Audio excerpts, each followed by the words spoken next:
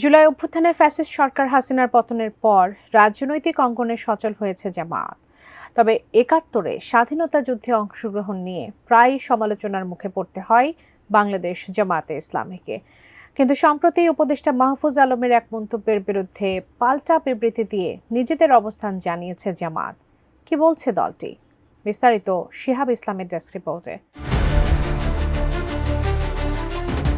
বাংলাদেশ জামায়াতে ইসলামীর secretary general ও সাবেক MP অধ্যাপক মিয়া গোলাম পরোয়ার অন্তর্বর্তী সরকারের তথ্য ও সম্প্রচার উপদেষ্টা মাহফুজ আলমের দেওয়া জামায়াত যুদ্ধাপরাধের সহযোগী ছিল মন্তব্যের তীব্র নিন্দা ও প্রতিবাদ জানিয়ে একটি বিবৃতি দিয়েছেন। বৃহস্পতিবার ১৩ মার্চ সকালে দেওয়া এক বিবৃতিতে অধ্যাপক মিয়া গোলাম পরোয়ার বলেন, গত ১২ মার্চ বুধবার মাহফুজ আলম তার ফেসবুক স্ট্যাটাসে জামায়াতকে যুদ্ধ অপরাধের সহযোগী বলে মন্তব্য করেছেন, যা সম্পূর্ণ ভিত্তিহীন ও মিথ্যা। তিনি আরও বলেন, মাহফুজ আলমের এ ধরনের বক্তব্যে আমি বিস্মিত এবং এর তীব্র প্রতিবাদ জানাই।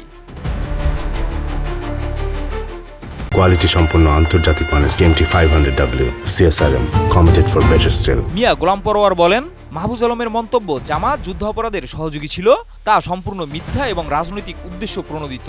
তিনি স্মরণ করিয়ে দেন, ১৯৭১ সালে যুদ্ধ অপরাধের তদন্ত কমিশনে জামায়াতের কারো বিরুদ্ধে কোনো প্রমাণ পাওয়া যায়নি এবং শেখ মুজিবুর রহমান নিজেই জামায়াত নেতাদের সাধারণ ক্ষমা দিয়ে তাদের মুক্তি দিয়েছিলেন। তিনি আরও দাবি করেন, জামায়াত নেতাদের বিরুদ্ধে মিথ্যা মামলা দিয়ে তাদের বিচার করা হয়েছে। এমনকি ব্রিটিশ সুপ্রিম কোর্টেও হাসিনা সরকারের করা বিচার গ্রহণযোগ্যতা পায়নি।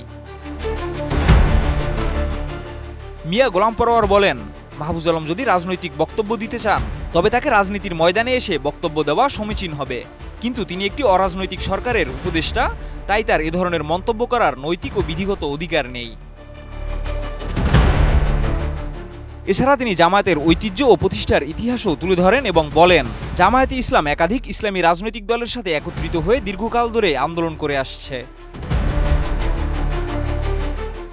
অধ্যাপক মিয়া গোলাম পরোয়ার তার বিবৃতিতে মাহফুজ আলমকে তার মিথ্যা মন্তব্যের জন্য দুঃখ প্রকাশ করার আহ্বান জানান এবং ভবিষ্যতে জামাতে ইসলামের সম্পর্কে এ ধরনের মন্তব্য থেকে বিরত থাকার অনুরোধ করেন। এদিকে মাহফুজ আলমের মন্তব্যের পর জামাতে ইসলামী সমর্থকরা সামাজিক যোগাযোগ মাধ্যমে প্রতিবাদ জানিয়ে বিভিন্ন মন্তব্য প্রকাশ করেছেন। শিহাব ইসলাম, ATN নিউজ।